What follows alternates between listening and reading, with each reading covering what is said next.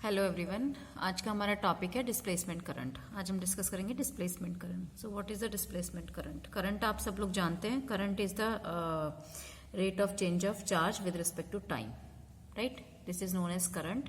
तो यहाँ पे डिस्प्लेसमेंट करंट की अगर हम बात करते हैं तो मैक्सवेल ने एक कंसेप्ट दिया था कि अगर हम किसी भी कंडक्टर की बात करते हैं तो कंडक्टर के अंदर सिर्फ करंट ही नहीं है जिसकी वजह से मैग्नेटिक फील्ड प्रोड्यूस होता है, बट चेंजिंग इलेक्ट्रिक फील्ड भी मैग्नेटिक फील्ड प्रोड्यूस करता है। इलेक्ट्रिक फील्ड के चेंज होने की वजह से भी क्या होता है, मैग्नेटिक फील्ड प्रोड्यूस होता है, और वो जो मैग्नेटिक फील्ड होता है वो करंट के इक्विवेलेंट इफेक्ट देता है।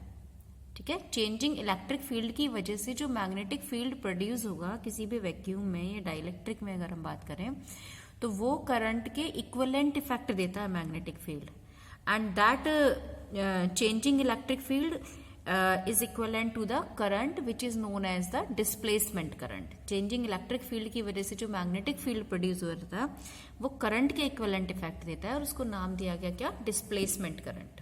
ठीक है, एग्जाम्पल लेते हैं। फॉर एग्जाम्पल ये कोई भी एक सर्किट है, यहाँ पे देखो कैपेसिटर प्लेट्स लगी हुई है। ठीक है, इसको हमने किसी भी सोर्स से कनेक्ट किया हुआ है, इस पूरे सर्किट के अंदर करंट फ्लो हो रही है। ठीक है, लेकिन अगर हम यहाँ पे देखें तो ये जो कैपेसिटर प्लेट्स हैं इनके बीच में गैप है, यहाँ तो कोई कनेक्शन नहीं है, लेकिन फिर भी पूरे सर्किट के अंदर करंट फ्लो हो रही है, राइट? लेकिन हो क्या रहा है यहाँ पे जो पूरा सर्किट है इसमें इलेक्ट्रॉन के मूवमेंट की वजह से यानी कि कंडक्शन करंट फ्लो हो रहा है, लेकिन जो कैपेसिटर प्लेट के बीच में है वो इलेक्ट्रिक फील्ड के चेंज होने की वजह से जो मैग्नेटिक फील्ड प्रोड्यूस हो रहा है वो इस करंट के इक्विवेलेंट इफेक्ट देगा, जिसको कि डिस्प्लेसमेंट करंट बोला गया। ठीक है, यहाँ पे हम डिस्प्लेसमेंट करंट कैसे निकाल सकते हैं? देखो, सपोज Q चार्जेस है कैपेसिटर प्लेट पर। ठीक है, A इसका सरफेस एरिया ले लेते हैं हम कैपेसिटर प्लेट का। E is the electric field है, जो इलेक्ट्रिक फील्ड चेंज, हम जिस इलेक्ट्रिक फील्ड की बात कर रहे हैं चेंज होने की, वो हमने E इलेक्ट्रिक फील्ड ले लिया। तो E is equal to Q upon epsilon naught A हो जाएगा, राइट?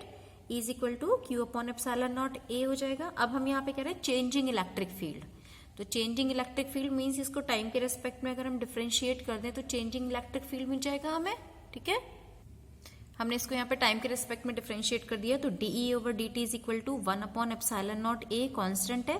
क्यू को डिफरेंशिएट कर देंगे d q over D t, तो d q over D t क्या है, इलेक्ट्रिक फील्ड के चेंज होने की वजह से जो करंट मिल रही है वो D q over D T होगा। ठीक है, तो यहाँ पे हम इसको क्या बोल सकते हैं, डिस्प्लेसमेंट करंट। ठीक है, इसको आई डी से रिप्रेजेंट करते हैं, तो हम इसको लिख सकते हैं D E upon D T will be equal to 1 upon epsilon naught A I D. This is the displacement current. तो यहां से अगर हम आई डी की वैल्यू निकालें तो डिस्प्लेसमेंट करंट निकाल सकते हैं, कितना आएगा, I d is equal to हो जाएगा आपका, I d is equal to epsilon naught A d E over D t.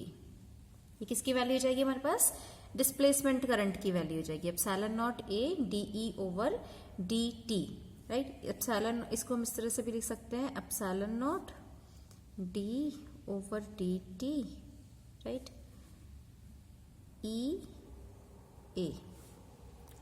ठीक है, ऐसे भी हम इसको लिख सकते हैं। तो ई ए क्या हो गया हमारा, फ्लक्स को रिप्रेजेंट कर देगा, तो इसको फ्लक्स की टर्म में अगर हम लिखेंगे तो ये जाएगा epsilon naught D phi over D T. In term of flux अगर हम इसको रिप्रेजेंट करें तो डिस्प्लेसमेंट करंट की वैल्यू क्या हो जाएगी, epsilon naught D phi over D T. Flux means electric lines per unit area जितना हमारा आ रहा है उसको हम फ्लक्स बोलते हैं। तो एप्सिलॉन नॉट क्या आ जाएगा, D phi over D T, किसकी वैल्यू हो जाएगी, डिस्प्लेसमेंट करंट की वैल्यू हो जाएगी। ठीक है, अब इसको हम डेंसिटी की टर्म में भी कन्वर्ट कर सकते हैं, करंट डेंसिटी। अगर सपोज हम ले लेते हैं J d is the displacement current density, तो J d is equal to क्या हो जाएगा, करंट पर यूनिट एरिया होगा। अगर हम जे डी करंट डेंसिटी ले लेते हैं then it will be equal to I d upon A. ठीक है, आई डी की वैल्यू क्या है हमारे पास, आई डी की वैल्यू हमारे पास है epsilon naught A d E over D t, ये वैल्यू हमने पुट कर दी, epsilon naught A d E over D t, और अपॉन में क्या है, ए है, तो ए से ए कैंसिल हो जाएगा, क्या बचेगा हमारे पास, epsilon naught d E over D t. ठीक है, अब इसको हम कैसे लिख सकते हैं, इसको हम ऐसे भी लिख सकते हैं, J d is equal to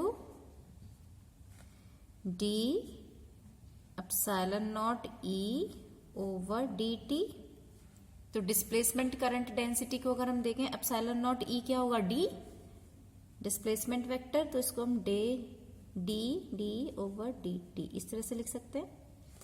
यहाँ पे एप्सिलॉन नॉट ई क्या है डी के इक्वल है, ये हमने यूज किया। ठीक है, तो डिस्प्लेसमेंट करंट डेंसिटी का फॉर्मूला क्या आ जाएगा D D by D t. ये हम यूज करते हैं मैक्सवेल की मॉडिफाइड इक्वेशन, फोर्थ इक्वेशन जब हम निकालते हैं तो वहां पे डिस्प्लेसमेंट करंट डेंसिटी की हम ये टर्म यूज करते हैं। तो ये टर्म कहाँ से आती है बेसिकली, जब हम चेंजिंग इलेक्ट्रिक फील्ड से डिस्प्लेसमेंट करंट की वैल्यू निकालते हैं तो वहीं पे जब डिस्प्लेसमेंट करंट डेंसिटी निकालेंगे तो उसकी value D D by D T आती है।